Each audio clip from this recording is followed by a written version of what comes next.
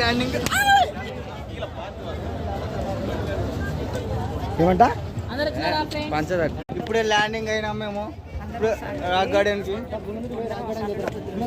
Now we are entering into Vivekananda rock memorial. Come on come on hi చెప్పుకోండి, hi చెప్పుకోండి, hi చెప్పుకోండి.